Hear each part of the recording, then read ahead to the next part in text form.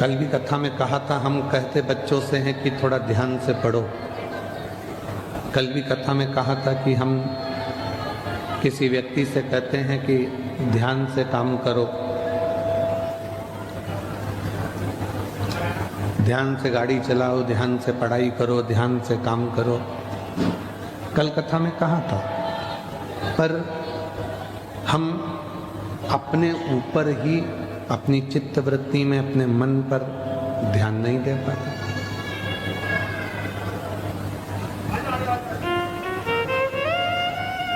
शिवलिंग के सामने मंदिर में या घर में,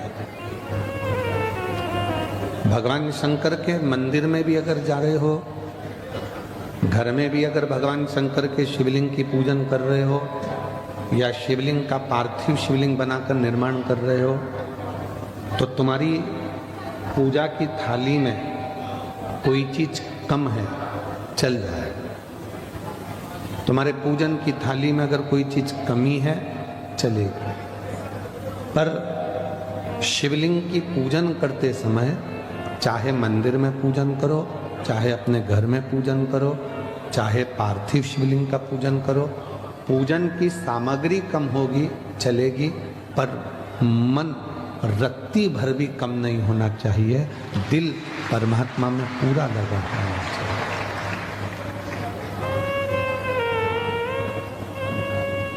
चौबीस घंटे नींद भजन करना मत करो।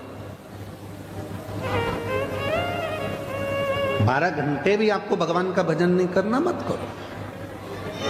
हम नहीं बोलेंगे कि तुम 12 घंटे करो कि 10 घंटे करो कि 20 घंटे करो, आपको मत करो। आप 5 घंटे भी अगर भगवान का भजन नहीं कर पाए तो मत करो, कोई बात नहीं। आप 3 घंटे भी भगवान का भजन नहीं कर पाए तो कोई बात नहीं।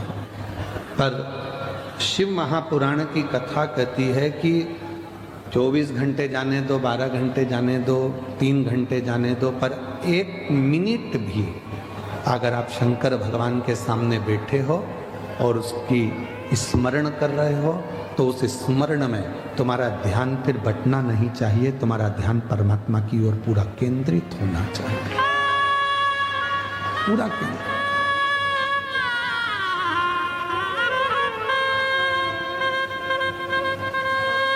हम अपनी निगाहों को भी बांट देते हैं, हम अपनी श्रवण की शक्ति को बांट देते हैं, हम अपनी वाणी को भी बांट देते हैं, हम अपनी श्रवण शक्ति को बांट देते हैं, हम अपनी दृष्टि को बांट देते हैं, हम अपने विचारों को भी जो परमात्मा की ओर अग्रण्य होना चाहिए उस मन को भी हम बांट देते हैं।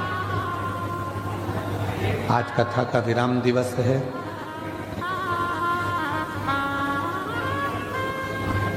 स्वयं तुमरुका जी ने भगवान शंकर से एक वर मांगा था।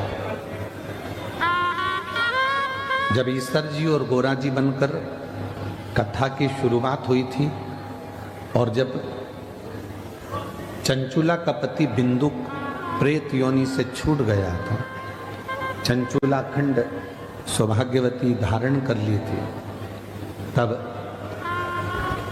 तुमरुका जी ने भगवान शिव जी से हाथ जोड़कर कहा था कि ये कथा तो विराम हो रही है और आज कथा का विराम हो जाएगा।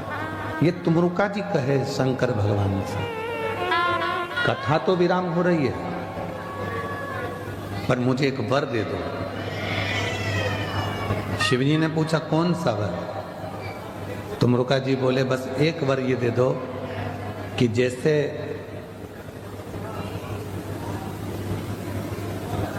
कोई जाता जाता घर के बच्चों को कुछ देकर जाता है, उसी तरह जिस दिन ये शिव पुराण का विराम हो उस दिन आप भी जितने शिव भक्त इस कथा को सुन रहे हों उन सब की झोलियां भर कर चले जाए। ये वर दे दीजिए। इसीलिए शिव महापुराण की जो 6ठे दिन की रात्रि होती है या 5 दिन की कथा होती है, तो चौथे दिन की रात्रि होती है, उसको शिवरात्रि कहते हैं।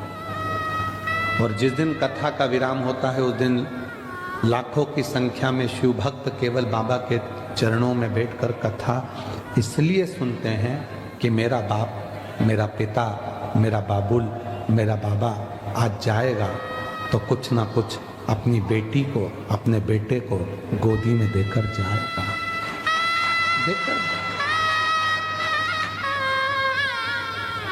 जिस कामना से आप कथा सुन रहे हैं, जिस भाव को रखकर आप कथा सुन रहे हैं, जिस विश्वास को रखकर आप कथा सुन रहे हैं, वो विश्वास आपके जीवन में सुख प्रदान करता है, सुख देता है।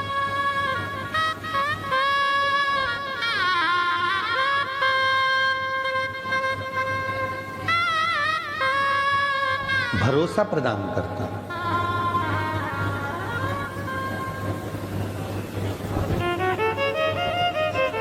कल हमको, आज भी हमको लेकर आए मित्तल साहब, गाड़ी ड्राइव करी आपने, और कल लेकर आ रहे थे तो मित्तल साहब कह रहे थे कि गुरुजी जितने शिव भक्त आए हैं इनके अंदर विश्वास बहुत है। तो हमने मित्तल साहब से कहा कि मित्तल साहब, विश्वास होता है तभी भीतर का विष समाप्त होता है और विश्वनाथ प्राप्त। वो एक कथा वहाँ हुई थी, माहेश्वरी कथा कराए थे, एक कथा वहाँ कराई थी भी माहेश्वरी जी ने राजस्थान में। तो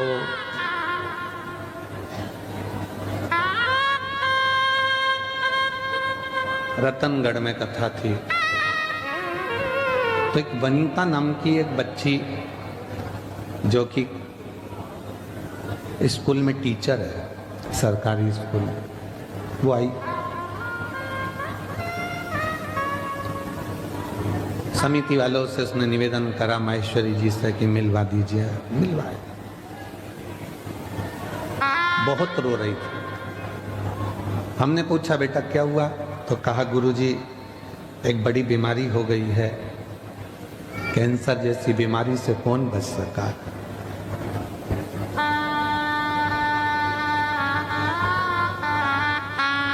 हमने कहा कौन से स्टेज की है? तो कहा 4th स्टेज। बच्चे? तो कहा अभी 1.5 साल का लड़का है। हमने कहा ठीक है।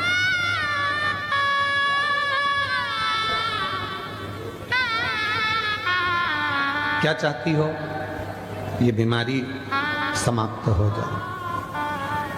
हमने कहा ये तो हम कर ही नहीं सकते। डॉक्टर के पास जाओ, दवाइयां लो, इलाज कराओ। कीमो बोले कीमो कराओ, थेरेपी का बोले थेरेपी कराओ।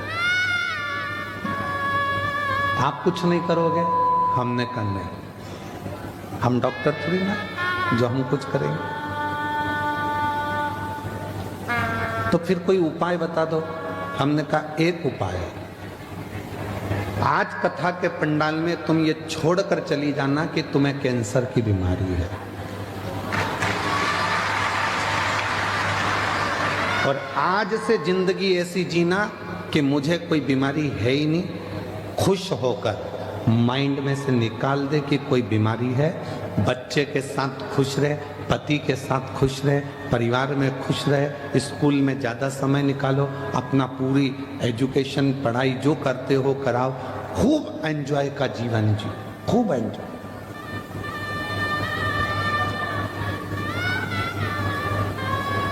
और वही बच्ची फिर हमारे एक जजमान के यहाँ कथा थी, तो वहाँ पर हम जब गए, वो कहाँ कथा थी? जयपुर में। तो अग्रवाल जी के यहाँ हमारा ठहरना हुआ था, फिर वहाँ वो मिलने। हमने पूछा क्या हुआ? 4th स्टेज का कैंसर था। कहा गुरुजी सारी रिपोर्ट नील आ गई। मैं ठीक हूँ।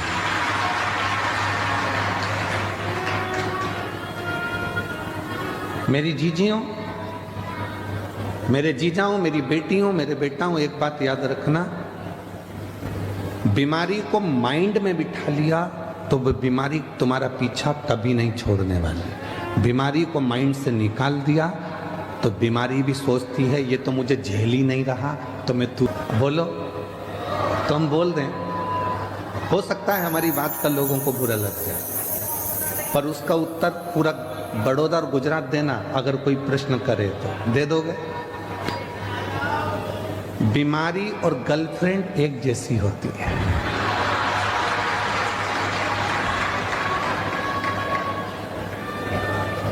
आपने दिमाग में से निकाल दिया, ये दूसरे के पास चली जाती है। बोलो सही है कि गलत है? दिमाग में से निकाला, चलिए।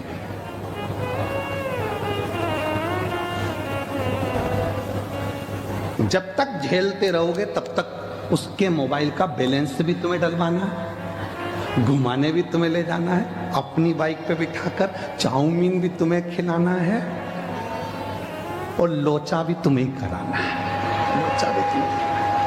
अब और तुमने एक दिन मन में सोच लिया इतना पैसा तो मैं फालतू का खर्चा कर रहा हूँ, मेरे मम्मी पापा जिससे मेरी शादी कराएंगे वो मुझे जब मिलेगी और इतना मैं जब उस पर खर्च करूंगा तो मेरी जिंदगी संवर जाएगी, वो मुझे प्यार करेगी।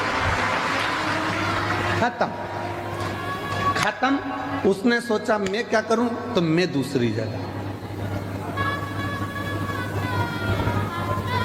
बीमारी भी ऐसी है। तुमने सोच लिया मेरे घुटने को डॉक्टर ने बोला है बदलाना पड़ेगा, बदलाना पड़ेगा, बदलाना पड़ेगा, मेरे घुटने का ऑपरेशन होगा होगा होगा। तुमने माइंड में बिठा कर रख लिया। बड़ा बेटा आया, उससे भी दिन भर में जो मिलता उससे तुम घुटने की बात करते हो। जितने मिलते हैं उससे तुम केवल मेरे कमर बहुत दुख है, कमर बहुत दुख है, हमारी कमर बहुत दुख है, हमारी कमर बहुत दुख है। बस जो मिले वो कमर ही कमर तुम्हारी बुद्धि में चलती रहती है। बहू के पास बैठोगी तो भी वही बात है, बेटी के पास बैठोगी तो भी वही बात, मोबाइल पे बहन से बात करोगी वो भी वही बात। जो बीमारी ने तुमको घेरा है तुम उस बीमारी से बाहर ही नहीं निकल रहे हो, क्योंकि तुम्हारी माइंड उस बीमारी में फंस चुका है। जिस दिन तुमने सोच लिया कि आज मैंने बड़ौदा की कथा सुनी है, बीमारी को आज यहीं पटक कर जा रही है और गारंटी है 3 महीने में मेरा रिजल्ट अच्छा।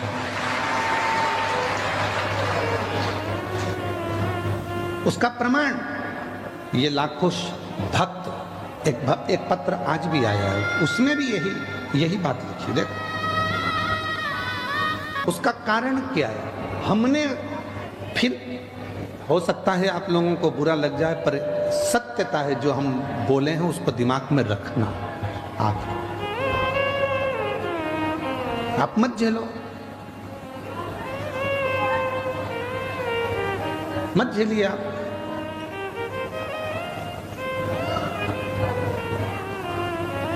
चलो जाने तो अब ये बात भी जाने तो, आप तो छोटी सी बात पे आप कोई व्यक्ति आपको बार बार आपके पास में आ रहा है और आपने उसको झेलना बंद कर दिया तो वो दूसरी जगह चला गया। मत झेलो बीमारी को। जब तक तुमने झेल कर रखा है, दिमाग में बना कर रखा है, वो बीमारी तुमको घेर कर रखेगी। और जिस दिन तुमने बीमारी को अपने दिल और दिमाग से निकाल दिया कि मैं एकदम ठीक हूं, आई एम फाइन, मुझे कोई मतलब, मैं स्वस्थ। फोन कर कर बहन पूछेगी क्यों तेरे पाँव का दर्द कैसा है, तू बोल रही थी घुटने का ऑपरेशन। अरे काय का ऑपरेशन, भोलेनाथ जी को लोटा भर के जल चढ़ाती हूँ, पी जाती हूँ, बाबा ने मेरे को ठीक कर दिया। तुमने अपने मुख से कहना प्रारंभ कर दिया मैं ठीक हो गई, मैं ठीक हो गई, मैं ठीक हो गई, तो 24 घंटे में से एक क्षण के लिए सरस्वती हमारे मुख से निकलती है और तुम्हारी वाणी सिद्ध हो जाएगी और तुम ठीक हो जाओगे। और तुम दिन भर रोते रहोगे, भगवान सारा दुख तूने मुझे ही दे दिया, भगवान सारा दुख मुझे ही दे दिया। दिन भर यही बात के लिए रोगे तो भगवान भी कहेंगे और बच्चा कुचा किसी का दुख हो तो इसी को दे दो। तो कचरे का डिब्बा दिखता है तो कचरा डालने की याद आती है। बोलो बोलो, ईमानदारी से बोलो, जरा सही बोलो। जहां कचरे का डब्बा दिखेगा वहां। और तुम देखो रोड के किनारे अगर तुम किसी ऑफिस में जा रहे हो तो लोग जहां थूक देते हैं ना, तो उसको देखकर तुम्हें भी थूकने की याद आती है। बोलो बोलो, सही है कि गलत है? उसी तरह सारा दुख तुमने अपने ऊपर, भगवान तूने मुझे दुख दे दिया, भगवान सारा दुख मुझे ही दे दिया, भगवान इतनी परेशान। तो भगवान कहेंगे जब सब यहीं थूक के जा रहे हैं तो अपन और कचरा इतना पड़ा है तो और पटक दो, उसमें क्या दिक्कत लग रहा है? पर तुमने उस कचरे को साफ कर दिया, थूकों को साफ कर दिया, फिर किसी की हिम्मत नहीं है कि वहां कोई कचरा डाल दे, क्योंकि वहां कचरे का डब्बा है ही नहीं, तो कचरा क्या खाते देगा? जब है ही नहीं तो फिर क्या लगेगा?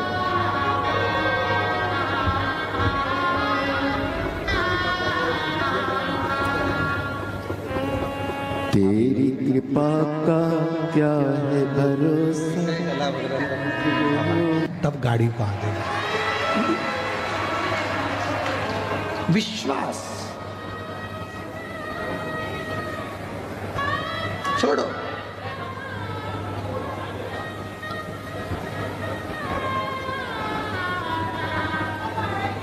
आप अपने दिल से, अपने दिमाग से ये निकाल दो कि मैं बीमार हूं। कई बेटियां कहती हैं क्या मेरी सरकारी नौकरी लगेगी? हम उनसे पूछते हैं तुम सरकारी नौकरी करोगे? हाँ। लगेगी? हाँ। कोई उपाय? तो हम बेटियों से, बेटाओं से कहते हैं अगर सरकारी नौकरी चाहते हो, तुम कहते हो कि कोई उपाय, उसका एक ही उपाय है, अपनी मेहनत को 4 गुना बढ़ा लो, रात दिन एक कर दो, परिश्रम खूब करो, और आखिरी में जिस दिन कंपटीशन एग्जाम में बैठो, एक बेलपत्री पर शहद लगाकर शंकर को चढ़ाकर चले जाओ, फिर वो कार्य बाबा संभाल। मेहनत करो, परिश्रम करो। अब हम मेहनत भी नहीं करें, परिश्रम भी नहीं करें और सोचे कि सीवर वाले बाबा जी ने कहा है तो मेरा जॉब लग जाएगा, नौकरी लग जाएगी, नहीं लगेगी। मेहनत आपको करना पड़ेगा, परिश्रम आपको करना पड़ेगा। आ जाओ।